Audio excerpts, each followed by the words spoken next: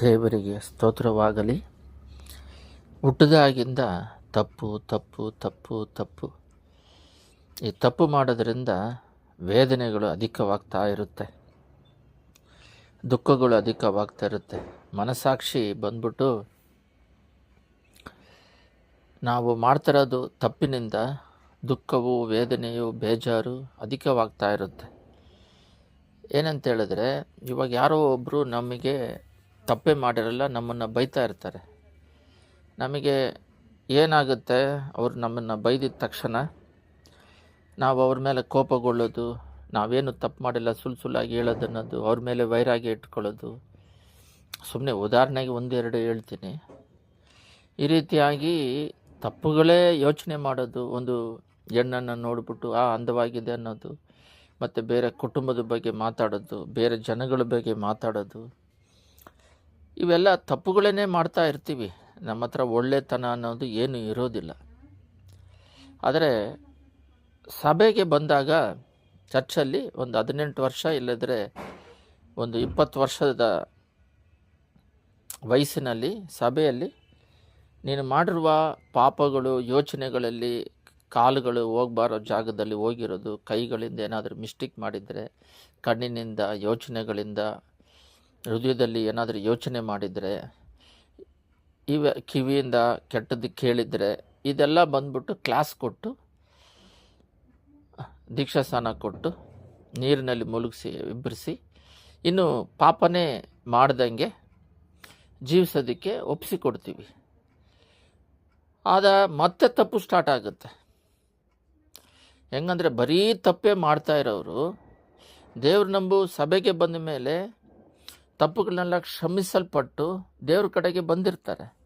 ಆವಾಗ ಪರಿಶುದ್ಧಾತ್ಮನು ನಮ್ಮ ಹೃದಯದಲ್ಲಿದ್ದುಕೊಂಡು ತಪ್ಪು ಮಾಡಿದಾಗೆ ಪಾಪವನ್ನು ಜಯಿಸ್ಕೊಂಡು ಪರಿಶುದ್ಧ ಮಾರ್ಗದಲ್ಲಿ, ನೀತಿ ಮಾರ್ಗದಲ್ಲಿ, ಸತ್ಯದ ಮಾರ್ಗದಲ್ಲಿ ನಡೆಸೋಕ್ಕೆ, ಒಳ್ಳೆ ಮನಸ್ಸಾಕ್ಷಿಯಿಂದ ಜೀವಿಸೋದಕ್ಕೆ ಪರಿಶುದ್ಧಾತ್ಮ ಸಹಾಯ ಮಾಡ್ತಾರೆ.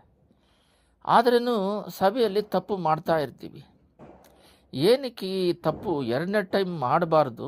ಯಾಕೆ ಮಾಡ್ತಾ ಇದ್ದೀವಿ ಅಂದರೆ, ಆಲ್ರೆಡಿ ದೇವ್ರ ನಂಬಕ್ಕೆ ಮುಂಚೆ ನಾವು ಚಂಚಲ ಮನಸ್ಸಿಂದ ಇರ್ತೀವಿ, ಬೇಜಾರಿಂದ ಇರ್ತೀವಿ, ಇದು ಏನು ಮಾತಾಡಬೇಕು, ಏನು ಮಾತಾಡ್ದು ಅಂತ ಗೊತ್ತಿಲ್ಲದೆ ಇರ್ತೀವಿ. ದೇವ್ರು ನಂಬಿದಾಗ ಮತ್ತೆ ಅದರಿಂದ ಬಿಡುಗಡೆ ಹೊಂದಬೇಕು. ಈ ಎರಡನೇ ಸ್ಟೆಪ್ ಏನಂದರೆ, ಫಸ್ಟು ಪಾಪದಲ್ಲೇ ಜೀವನ ಮಾಡಿರ್ತೀವಿ ಒಂದು ಸ್ಟೆಪ್ಪು. ಆ ಪಾಪನೆಲ್ಲ ಅರಿಕೆ ಮಾಡಿ ಬಿಟ್ಟುಬಿಟ್ಟು ಪರಿಶುದ್ಧ ಮಾರ್ಗದಲ್ಲಿ ನಡೆಯೋದಕ್ಕೆ ಒಪ್ಪಿಸಿಕೊಡೋದು ಒಂದು. ಒಪ್ಪಿಸಿಕೊಟ್ಟು ಸಭೆಗೆ ಬಂದರೆ ಅಲ್ಲೂ ತಪ್ಪು ನಡೀತಾ ಇರುತ್ತೆ. ಇಲ್ಲಿ ಯಾವ ಥರ ತಪ್ಪು ನಡೀತಂದರೆ, ಬೈಬಲಲ್ಲಿ ಹೇಳಿರೋದು ಪ್ರಕಾರ ನಡೆಯದಂಗೆ ನಾವೇ ಸ್ವಂತ ಇಷ್ಟವಾಗಿ ಸಭೆಗಳಲ್ಲಿ ತಾನೇ ಒಂದು ಸಿದ್ಧಾಂತಗಳನ್ನು ಮಾಡಿಕೊಂಡು ಅದರ ಪ್ರಕಾರ ನಡೀತಾ ಇರೋದು.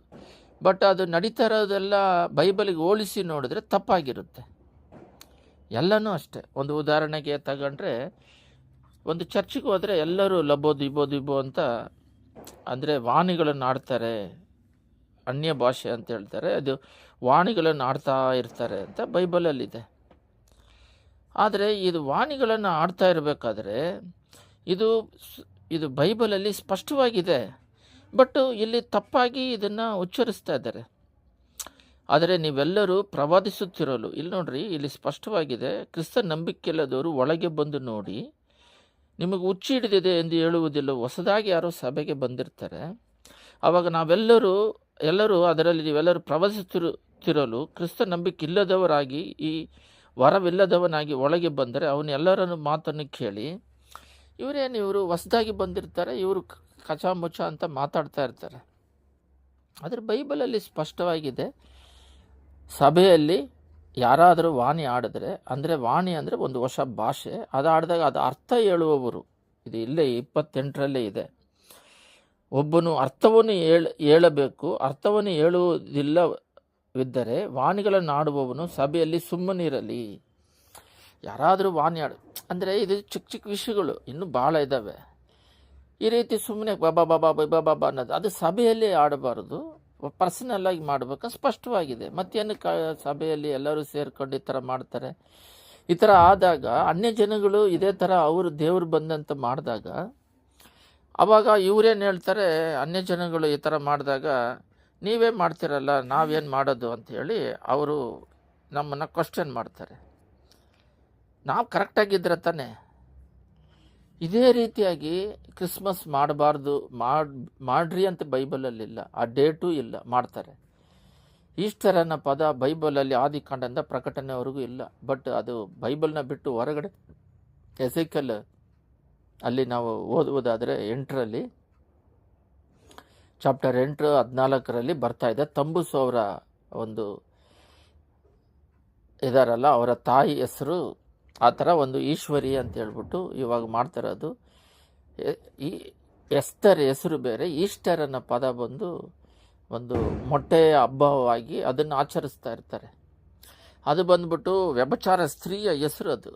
ಅದನ್ನು ತಗೊಂಬಂದು ಹೆಸರಿಟ್ಬಿಟ್ಟು ಆ ವ್ಯಭಿಚಾರ ಸ್ತ್ರೀ ಹಬ್ಬವನ್ನು ಆಚರಿಸ್ತಾರೆ.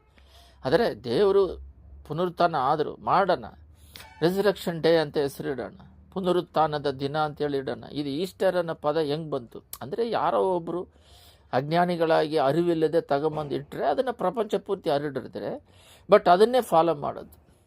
ಇದು ಮಾತ್ರವಲ್ಲ, ಇವಾಗ ಒಂದು ಉದಾಹರಣೆಗೆ ಎಫೆಸರ್ ಬರೆದ ಪತ್ರಿಕೆಯಲ್ಲಿ ಇಲ್ಲಿ ನೋಡ್ರಿ, ಸ್ಪಷ್ಟವಾಗಿದೆ. ಕೆಲವರನ್ನು ಅಪೊಸ್ತಲರೊಬ್ಬರು ಒಂದು, ಕೆಲವರನ್ನು ಪ್ರವಾದಿಗಳನ್ನಾಗಿಯೂ ಪ್ರಾಫಿಟ್ಟು, ಎರಡನೇದು ಸುವಾರ್ತಿಗರ ಎವಾಂಜಲಿಸ್ಟು, ಕೆಲವರನ್ನು ಸಭಾಪಾಲಕನಾಗಿ ಪಾಸ್ಟರು, ಇನ್ನೊಬ್ಬರು ಟೀಚರು, ಉಪದೇಶೇಶ್ವರನಾಗಿ ಮಾಡಿದನು. ಇವರು ಏನಕ್ಕೆ ಮಾಡಿದ್ದಾರೆ ಅಂದರೆ, ಕೆಳಗಡೆ 12ರಲ್ಲಿದೆ, ಕ್ರಿಸ್ತನ ಪರಿಪೂರ್ಣವೆಂಬ ಪ್ರಮಾಣವನ್ನು ಮುಟ್ಟುವ ತನಕ ದೇವ ಜನರನ್ನು ಯೋಗ್ಯ ಸ್ಥಿತಿಗೆ ತರುವ ಕೆಲಸಕ್ಕೋಸ್ಕರ. ದೇವ ಜನರು ಸಭೆಗೆ ಬರ್ತಾ ಇದ್ದಾರಲ್ಲ, ಅವ್ರನ್ನ ಯೋಗ್ಯ ಸ್ಥಿತಿಗೆ ತರೋದಕ್ಕೋಸ್ಕರ, ಸಭೆಯ ಸೇವೆಗೋಸ್ಕರ, ಕ್ರಿಸ್ತನ ದೇವ ಅಭಿವೃದ್ಧಿ ಆಗೋದಕ್ಕೋಸ್ಕರ ಆತನು ಇವರನ್ನು ಅನುಗ್ರಹಿಸಿದನು. ಈ 5 ಜನ ಸಭೆಗೆ ಕೊಟ್ಟಿರೋದು. ಸಭೆಯಲ್ಲಿ ಪಾಸ್ಟರ್ ಆಗಿರ್ತಾರೆ, ಪ್ರೀಚ್ ಮಾಡ್ತಿರ್ತಾರೆ. ಅವ್ರೇನು ಮಾಡ್ತಾರೆ, ಎಲ್ಲ ಕಡೆ ಅಪೊಸ್ತಲರಾಗಿ ಅಲ್ಲಲ್ಲಿ ಹೋಗಿ ಸಭೆ ಸ್ಥಾಪಿಸ್ತಾ ಇರ್ತಾರೆ. ಸಭೆಯಲ್ಲಿ ಇರುವವರು ವಿಶ್ವಾಸಿಗಳು ಹೋಗಿ ಎವಾಂಜಲಿಸ್ಟ್ ಮಾಡ್ತಾ ಇರ್ತಾರೆ. ಬುಧವಾರ ದಿನ ಟೀಚಿಂಗ್ ಮಾಡ್ತಾ ಇರ್ತಾರೆ ಸೇವಕರು. ಅದಕ್ಕೆ ವರ ಇರೋರನ್ನ ಹುಡುಕಿ ಅಲ್ಲಿ ಇಡಬೇಕಾಗಿದೆ. ಈ ರೀತಿ ಸಭೆಯಲ್ಲಿ ಅಪೊಸ್ತಲರು ಇರ್ತಾರೆ, ಟೀಚರ್ ಇರ್ತಾರೆ, ಸಭಾ ಪಾಲಕರು ಇರ್ತಾರೆ. ಅವರು ಅಲ್ಲಲ್ಲಿ ಹೋಗ್ಬಿಟ್ಟು ಸಭೆಗಳನ್ನು ಸ್ಥಾಪಿಸೋರಿಗೆ ಅಪೊಸ್ತಲರು ಅಂತ ಹೇಳ್ತಾರೆ. ಈ ರೀತಿ ಎಲ್ಲ ಇದೆ. ಬಟ್ ಈಗ ಏನು ಮಾಡಿದ್ದಾರೆ, ಸಪ್ರೇಟಾಗಿ ಅದನ್ನು ತಗೊಂಡೋಗಿ ಸಪ್ರೇಟಾಗಿ ಇಟ್ಕೊಂಡು ನಾವು ಪ್ರಾಫಿಟ್ಟು ಅಂತೇಳಿ ಅವರು ಒಂದು ಗುಂಪಾಗಿ ಅಲ್ಲಿ ಆರಾಧನೆ ಮಾಡ್ತಾರೆ. ಇನ್ನೊಂದು ಗುಂಪು ಬಂದು ಎವಾಂಜಲಿಸ್ಟ್ ಅಂತೇಳಿ ಈ ಜಾಗಕ್ಕೆ ಬನ್ರಿ ಅಂತಾರೆ. ಅಂದರೆ ಜನಗಳನ್ನು ಅವ್ರ ಕಡೆ ಹೇಳ್ಕೊಳ್ಳೋದೆಲ್ಲ, ಸಭೆಯಲ್ಲೇ ಇರಬೇಕು. ಬರುವಿಕೆ ಸಭೆನೇ ಎತ್ತಲ್ಪಡೋದು. ಅದೇನೋ ಗೋಪುರ ಕಟ್ಬಿಟ್ಟು ಅವರು ಬರೀ ಪ್ರಾರ್ಥನೆ ಮಾತ್ರ ಇರೋದು, ಸುಮ್ಮನೆ ಗೋಪುರ ಕಟ್ಬಿಟ್ಟು ಇಡ್ತಾರೆ. ಅವೆಲ್ಲ ಸಭೆಯಲ್ಲೇ ನಡಿಬೇಕು. ಅದು ಸರಿ ಕೊಡ್ತೀರಾ? ಅದು ಬೈಬಲಲ್ಲಿ ಎಲ್ಲಿದೆ ನೋಡ್ರಿ. ಮೊದಲನೇದು ತಪ್ಪು ಮಾಡ್ಕೊತಾ ಇರ್ತೀವಿ. ಮಾತಾಡೋದ್ರಲ್ಲಿ ತಪ್ಪು, ಯೋಚನೆ ಮಾಡೋದ್ರಲ್ಲಿ ತಪ್ಪು. ದೇವ್ರನ್ನ ನಂಬ್ಕೊಂಡ ಮೇಲೆ ತಪ್ಪಿಲ್ಲದೆ ಜೀವಿಸ್ಬೇಕು. ನಾನು ಹೊಸದಾಗಿ ಸ್ವಾಮಿ ನಂಬಿದಾಗ 1997ರಲ್ಲಿ ನನ್ನ ಜೊತೆಗೆ ಒಂದು ಪೀಟರ್ ಅಂತ ಒಬ್ಬರು ಇದ್ದರು. ಅವರು ಬಂದು ಒಂದು ಮಾತನ್ನು ಹೇಳಿದ್ರು. ದೇವರು ಬಂದ್ಬಿಟ್ಟು ಯಾರಾದರೂ ಪ್ರಶ್ನೆ ಕೇಳಿದ್ರೆ ಉತ್ತರ ಕೊಟ್ಟರೆ ಮತ್ತೆ ಪ್ರಶ್ನೆನೇ ಇಲ್ಲಂತೆ. ಆ ರೀತಿ ಮಾತಾಡ್ತಿದ್ರು. ನಾವು ಆ ರೀತಿ ಮಾತಾಡಬೇಕು, ಪ್ರಾಕ್ಟೀಸ್ ಮಾಡಿಸಿದ್ರು. ಯಾರೋ ಒಬ್ಬರು ಪ್ರಶ್ನೆ ಕೇಳ್ತಾರೆ, ವ್ಯಭಿಚಾರ ಸ್ತ್ರೀ, ಆ ಥರ ಬೇಕಾದಷ್ಟಿದೆ. ಇವರು ರೆಡ್ ಹ್ಯಾಂಡಾಗಿ ಸಿಕ್ಬಿಟ್ರು ಮೋಸೆ ಪ್ರಕಾರ. ಅಂದರೆ ಅವ್ರನ್ನ ಫಾಲ್ಟ್ ಕಂಡುಹಿಡಿಯೋಕ್ಕೆ, ನೀವು ತಪ್ಪಿಳಿದವರು ಕಲ್ಲು ಹೊಡೀರಿ ಅಷ್ಟೇ, ಮತ್ತೆ ಅದಕ್ಕೆ ಉತ್ತರ ಕೊಡೋಕ್ಕೆ ಬರೋದಿಲ್ಲ. ಈ ರೀತಿ ಬೇಕಾದಷ್ಟಿದೆ. ದುಡ್ಡು ರಾಜನ ಕೊಡಬೇಕಾ ಇಲ್ಲ ಅಂತಾರೆ. ಕಂಡುಹಿಡಿಯೋದಕ್ಕೇ ದೇವ್ರ ಹತ್ರ ಬರ್ತಾ ಇರ್ತಾರೆ. ಮತ್ತು ಯೋವಾನನ್ನು ಏನಂತ ಹೇಳ್ತೀರಾ ಅಂತೇಳಿ ಪ್ರಶ್ನೆ ಕೇಳ್ತಾರೆ. ಆವಾಗ ಅವರು ಪ್ರಶ್ನೆ ಕೇಳಿದಾಗ ಇವರು ಉತ್ತರ ಕೊಟ್ಟರೆ, ಮತ್ತು ಕ್ವಶನ್ ಒಂದು ಸಲ ಪ್ರಶ್ನೆ ಕೇಳಿದ್ರೆ ಉತ್ತರ ಕೊಟ್ಟರೆ ಮತ್ತೆ ಅವ್ರಿಗೆ ಕ್ವಶನ್ ಮತ್ತೆ ಕೇಳಕ್ಕೆ ಬರೋದಿಲ್ಲ. ಆ ರೀತಿ ಮಾತಾಡ್ತಾ ಇದ್ರು. ಆ ರೀತಿ ನಾವು ಮಾತಾಡಬೇಕು. ಅದು ಯಾವಾಗ ಸೆಕೆಂಡ್ ಸ್ಟೇಜ್. ಮತ್ತು ದೇವರು ಒಂಟಾನೆ ಹೇಳ್ಬಿಟ್ಟು ನಾನು ತಪ್ಪಾಗಿ ಹೇಳ್ಬಿಟ್ಟೆ ಅಂತ ಹೇಳಿರೋದು ಇಲ್ಲೇ ಇಲ್ಲಂತೆ, ಪ್ರಾರಂಭದಿಂದ ಲಾಸ್ಟ್ವರೆಗೂ ಅವ್ರು ಹೇಳಿದ್ದಂತೆ. ಆ ರೀತಿ ಬರೀ ಮಾತು ಬಗ್ಗೆ ಹೇಳ್ತಿದ್ದೀನಿ. ಈ ಥರ ಎಲ್ಲನೂ ಇದೆ. ಈ ರೀತಿಯಾಗಿ ಸೆಕೆಂಡ್ ಸ್ಟೆಪ್ಪಲ್ಲಿ ಇರಬೇಕಾಗಿರೋರು, ಆತ್ಮಿಕದಲ್ಲಿ ಬೆಳಿಬೇಕಾಗಿರೋರು, ಪರಿಶುದ್ಧ ಮಾರ್ಗದಲ್ಲಿ ನಡಿಬೇಕಾಗಿರೋರು ನಡಿದಂಗೆ ಇಲ್ಲೂ ಚಂಚಲ ಮನಸ್ಸು ಇರ್ತದೆ. ಸಭೆಗೆ ಏನಕ್ಕೆ ಬರ್ತಾ ಇದೀವಿ ಅಂತಲೇ ಗೊತ್ತಿಲ್ಲ. ಸೇವಕರನ್ನ ಕೇಳಿದೆ, ಯಾಕೆ ಸಭೆ ಏರ್ಪಡಿಸಿದ್ದಾರೆ ಅಂದರೆ, ಅವರು ಪರಿಶುದ್ಧ ಮಾರ್ಗದಲ್ಲಿ ನಡೆಯೋಕ್ಕೆ ಅಂತಾರೆ. ಅಂದರೆ ಪಾಪದಿಂದ ಬಿಟ್ಟು ಬೆಳಗಡೆ ಬಂದ ಮೇಲೆ ಅವರು ಪರಲೋಕ ರಾಜ್ಯಕ್ಕೆ ಎತ್ತಲ್ಪಡೋದಕ್ಕೆ, ಅವ್ರ ಕಣ್ಣಿಕೆಯಾಗಿ ಒಪ್ಪಿಸೋದಕ್ಕೆ, ಅವ್ರನ್ನ ಶುದ್ಧವಾಗಿ,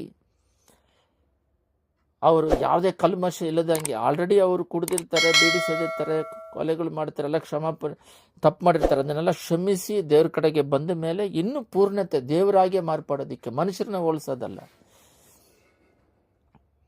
ದೇವ್ರನ್ನ ಹೋಲಿಸ್ಕೊಂಡು ಆ ಟಾರ್ಗೆಟ್ ದೇವ್ರನ್ನ ಹೋಲಿಸ್ಕೊಂಡು ಅವರಾಗೆ ಮಾರ್ಪಡೋದಕ್ಕೆ ನಾವು ಮನುಷ್ಯರನ್ನ ಇಟ್ಕೊಂಡ್ರೆ ಅವನಿಕ್ಕಿಂತ ನಾವು ಸರಿ ಅಂದಾಗ ಆತ್ಮದಲ್ಲಿ ಬೆಳೆಯೋಕ್ಕಾಗಲ್ಲ. ಈ ರೀತಿಯಾಗಿ ಬೆಳೆದಬೇಕು. ಆದರೆ ಇಲ್ಲೂ ತಪ್ಪು ನಡೀತಾ ಇದೆ. ಸೇವಕರುಗಳು ಬಂದ್ಬಿಟ್ಟು ಡಾಕ್ಟರ್ ಅಂತಾರೆ. ಡಾಕ್ಟ್ರು ಓದಿದಾರ, ಏನಾದರೂ ಡಾಕ್ಟ್ರ್ ಪಟ್ಟ ಓದಿದ್ದಾರೆ, ಬಟ್ ಇಲ್ಲಿ ಚರ್ಚಲ್ಲಿ ಇಟ್ಕೊಂತಾರೆ. ಹೋಗ್ಬಿಟ್ಟು ಗೌರ್ಮೆಂಟಲ್ಲಿ ಡಾಕ್ಟ್ರ್ ಅಂದಿದ ತಕ್ಷಣ ಓಹೋ ನೀವು ಡಾಕ್ಟ್ರ್ ಸರ್ಟಿಫಿಕೇಟ್ ಕೊಡ್ರಿ ಅಂದರೆ ಏನು ಮಾಡ್ತಾರೆ? ಅಂದರೆ ಬೈಬಲಲ್ಲೇ ಇಲ್ಲ, ಇಳದೇ ಇರೋದು ಬಿಷಪ್ ಅನ್ನೋದು. ಅಂದರೆ ಒಂದು ಹೆಸರು ಇಟ್ಕೊಂತಾರೆ. CSIಯಲ್ಲಿ ಎಲ್ಲ ಸೇವಕರು ಪಾಸ್ಟೇಟ್ ಇರುತ್ತೆ, ಎಲ್ಲ ಸೇವಕರಿಗೆ ಸೇರಿ ಒಂದು ಆರ್ಗನೈಸ್ ಮಾಡೋದಕ್ಕೆ ಇಟ್ಕೊಂಡಿರ್ತಾರೆ. ಇಲ್ಲಿ ಈ ಸಭೆ ಬ್ರಾಂಚ್ ಸಭೆಗಳೇ ಇರೋದಿಲ್ಲ, ಇಟ್ಕೊಂಡಿರ್ತಾರೆ. ಈ ರೀತಿ ಬರೀ ಅದು ಮಾತ್ರ ಅಲ್ಲ, ಜನಗಳನ್ನ ದೇವ್ರ ಕಡೆ ತಿರುಗಿಸ್ಬೇಕು, ಇವ್ರ ಕಡೆ ತಿರುಗಿಸ್ಕೊಂತಾರೆ. ಲೈಟ್ಗಳು ಹಾಕಿ ಡ್ಯಾನ್ಸ್ ಮಾಡ್ತಾರೆ. ಸಭೆಯಲ್ಲಿ ಆ್ಯಕ್ಚುಲಿ ಡ್ಯಾನ್ಸೇ ಮಾಡಬಾರ್ದು, ಅದು ಟ್ರಾನ್ಸ್ಫಾರ್ಮೇಷನ್ ಮಾಡಬೇಕು. ಆತ್ಮಿಕದಲ್ಲಿ ಬೆಳವಣಿಗೆ ಉಂಟು ಮಾಡಬೇಕು. ಪ್ರಾರಂಭದಲ್ಲಿ ತಪ್ಪಾಗಿರುತ್ತೆ, ಸಭೆಗೆ ಬಂದ ಮೇಲೆ ಆ ಪಾಪನೆಲ್ಲ ಕ್ಷಮಿಸಿ ಚಂಚಲ ಮನಸ್ಸೆಲ್ಲ ಬಿಡುಗಡೆ ಆಗಿ ನೂತನ ಹೃದಯವಾಗಿ ಒಳ್ಳೆತನದಲ್ಲಿ ಬೆಳಿಬೇಕು. ಬಟ್ ಅಲ್ಲೂ ಕನ್ಫ್ಯೂಷನ್ ಇದೆ, ಅಲ್ಲೂ ತಪ್ಪು ನಡೀತಾ ಇದೆ. ಏನಕ್ಕೆ ಇದು ತಪ್ಪು ನಡೀತಾ ಇದೆ? 2ನೇ ಸ್ಟೆಪ್ ಅಂದರೆ, 3ನೇ ಸ್ಟೆಪ್ಪು, ನಾನು ಒಂದು ಸಭೆಗಳನ್ನು ಒಂದು 2-3 ಸಭೆಗಳಲ್ಲಿ ನಾನು ಟ್ರೈನಿಂಗ್ ತಗೊಂಡೆ. ಒಳ್ಳೊಳ್ಳೆ ಸಭೆಗಳು, ಓಸನೆ ಮಿನಿಸ್ಟ್ರೇಷನ್ ಅಂತೇಳಿ, ಜ್ಯಾಕ್ಪೋನ್ ಅಂತ ಹೇಳ್ಬಿಟ್ಟು ಅವ್ರನ್ನೆಲ್ಲ ವಿಚಾರಿಸಿ, ಅವರು ವಿಚಾರಿಸೋದಲ್ಲ, ಅವ್ರ ಜೊತೆಗೆಲ್ಲ ಇದ್ದು ಅವ್ರ ಜೊತೆಗೆಲ್ಲ ಟ್ರೈನಿಂಗ್ ಎಲ್ಲ ತಗೊಂಡು ನೋಡಿದಾಗ ಅವರು ಬೈಬಲ್ನ ಫಾಲೋ ಮಾಡೋರಾಗಿದ್ದಾರೆ. ಬೈಬಲಲ್ಲಿ ಅವರು ಅಲ್ಲೆಲ್ಲೂಯ್ಯ ಹೇಳೋದಿಲ್ಲ. ಪ್ರಸಂಗ ಮಾಡಬೇಕಾರೆ 3/4 ಗಂಟೆ ಪ್ರಸಂಗ ಮಾಡಿದ್ರೆ ಅಲ್ಲೆಲ್ಲಿ ಯಾಕೆ ನೀವು ಸೆಂಟ್ರಲ್ ಅಲ್ಲೆಲ್ಲಿ ಅಲ್ಲಂದರೆ ಸ್ವಾಮಿ ಎಲ್ಲೆಲ್ಲೆಲ್ಲ ಪ್ರಸಂಗ ಮಾಡಿದ್ರು, ಅಲ್ಲೆಲ್ಲ ಅಲ್ಲೆಲ್ಲಿ ಅಂತ ಹೇಳಿಲ್ಲ. ಮತ್ತೆ ಮಾರ್ಕ್, ಲೂಕ, ಯೋವಾನಲ್ಲಿ ಅಂದರೆ ಪರಿಪೂರ್ಣವಾಗಿ ಬೈಬಲಲ್ಲಿರೋದು 3ನೇ ಸ್ಟೆಪ್ ಇದು. ಫಸ್ಟ್ ತಪ್ಪು ಮಾಡ್ತಾ ಇದ್ದೀವಿ, ಪಾಪದಿಂದ ಬಿಡುಗಡೆ ರಕ್ಷಣೆ ಹೊಂದಿ ದೇವ್ರ ಕಡೆಗೆ ಬಂದ್ವಿ. ದೇವ್ರ ಕಡೆ ಬಂದ್ರೂ ತಪ್ಪು ನಡೀತಾ ಇದೆ, ಇದು ಅಧಿಕವಾಗ್ತಾನೆ ಇದೆ. ಮತ್ತು ಏನಕ್ಕೆ ದೇವ್ರು ನಂಬ್ಕೊಂಡು ಬಂದಿರೋದು ಅಂದರೆ 3ನೇ ಸ್ಟೆಪ್ಪಿಗೆ ಹೋಗ್ಬೇಕು.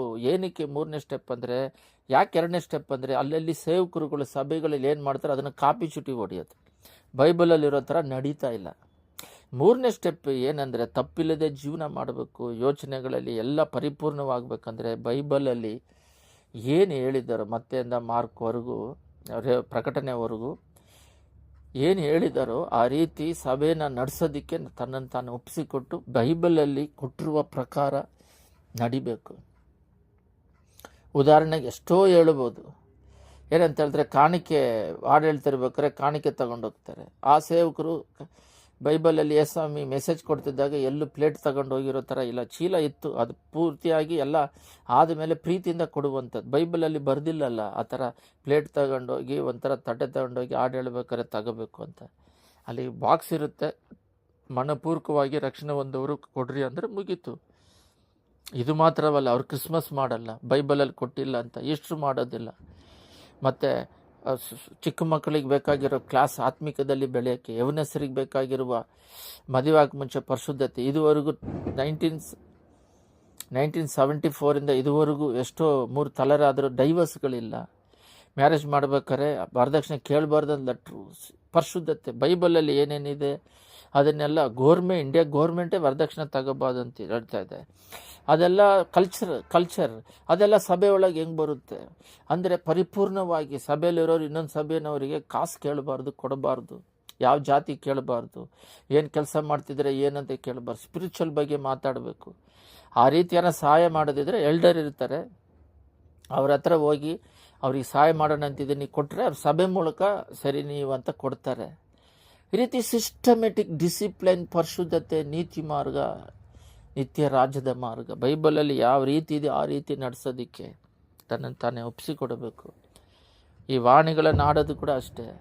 ಈ ರೀತಿ ಸಾಕ್ಷಿಗಳಿಲ್ಲದೆ ಅಜ್ಞಾನಿಗಳಾಗಿ, ದೇವ್ರ ನಂಬೋಕ್ಕೆ ಮುಂಚೆನೂ ಅಜ್ಞಾನ, ಭಯ, ವೇದನೆ, ದುಃಖ, ಚಿಂತೆ, ಬಾಧೆ, ಕೋಪ, ಆವೇಶ ಇತ್ತು. ದೇವ್ರು ನಂಬ್ಕೊಂಡಾಗ್ಲೂ ಆ ಚಿಂತೆ, ವೇದನೆ ಜಾಸ್ತಿನೇ ಇದೆ, ಕನ್ಫ್ಯೂಷನ್ ಜಾಸ್ತಿನೇ ಇದೆ. ಯಾಕಂದರೆ ಬೈಬಲ್ ಹೇಳಿರೋ ಥರ ಫಾಲೋ ಮಾಡ್ತಾ ಇಲ್ಲ, ಸತ್ಯ ಹೇಳೋರು ಇಲ್ಲ. ಯಾಕಂದರೆ ಒಂದು ಸಮಯ ಏನಾದರೂ ಸತ್ಯ ಹೇಳಿದ್ರೆ ಟ್ರಾನ್ಸ್ಫರ್ ಆದರೆ ಸಭೆ ಬಿಟ್ಟು ಹೋಗ್ಬಿಡ್ತಾರೆ ಅಂತ ಅವ್ರು ಕಾಂಪ್ರಮೈಸ್ ಮಾಡ್ತಾ ಇದ್ದಾರೆ. ಆ ರೀತಿ ಅಲ್ಲ, ಅವ್ರನ್ನ ಬರುವಿಕೆಗೆ ಸಿದ್ಧ ಮಾಡಬೇಕು, ಕಣ್ಣಿಕೆಯಾಗಿ ಒಪ್ಪಿಸ್ಕೊಡ್ಬೇಕು. ಪ್ರಾರ್ಥನೆ ಮಾಡೋಣ. ಸ್ತುತಿ ಮಧ್ಯದಲ್ಲಿ ನಿವಾಸ ಮಾಡುವ ಪರಲೋಕ ತಂದೆ, ತಪ್ಪಲ್ಲೇ ಜೀವಿಸ್ತಾ ಇರ್ತೀವಿ. ಅದನ್ನು ಬಿಟ್ಟು ದೇವ್ರ ಕಡೆಗೆ ಬಂದರೂ ಸಭೆಯಲ್ಲೂ ತಪ್ಪು ನಡೀತದೆ. ಏನಂತ ಹೇಳಿದ್ರೆ ಬೈಬಲಲ್ಲಿ ಕೊಟ್ಟಿರುವ ಥರ ಫಾಲೋ ಮಾಡ್ತಿಲ್ಲ, ಅದರಿಂದ ತಪ್ಪುಗಳೇ ನಡೀತಾ ಇದೆ ಸಭೆಯಲ್ಲಿ. ಯೋಚನೆಗಳಲ್ಲಿ, ಮಾತುಗಳಲ್ಲಿ, ಕಣ್ಣುಗಳಲ್ಲಿ ಅಲ್ಲೂ ಕೂಡ ಪಾಪಗಳು ತುಂಬಿದೆ. ಮೂರನೇ ಒಂದು ಸ್ಟೆಪ್ಪಲ್ಲಿ ಬೈಬಲ್ನ ಫಾಲೋ ಮಾಡಿ ನಡೆಯುವಂಥ ಆ ಪ್ರಕಾರ ನಡೆದರೆ ನಮಗೆ ಚಂಚಲ ಮನಸ್ಸಿಲ್ಲದೆ ಪರಿಶುದ್ಧತೆ, ನೀತಿ, ಸಮಾಧಾನ, ಸಂತೋಷ, ಆನಂದ, ಪರಲೋಕದ ಹೋಗ್ತೀವಿ ಅಂತ ಒಂದು ನಮ್ಮ ಹೃದಯಾಂತರಾಳದಲ್ಲಿ ಒಂದು ಭಾವನೆ, ತಂದೆ ಹೋಗ್ತೀವಿ ಅಂತ ಒಂದು ಭರವಸೆಯನ್ನು ಕೊಟ್ಟು ನಡೆಸ್ತಿರೋದಕ್ಕಾಗಿ ಸ್ತೋತ್ರ. ಯೇಸುವಿನ ನಾಮದಲ್ಲಿ ಬೇಡಿದ್ದೇವೆ ತಂದೆ, ಆಮೇನ್.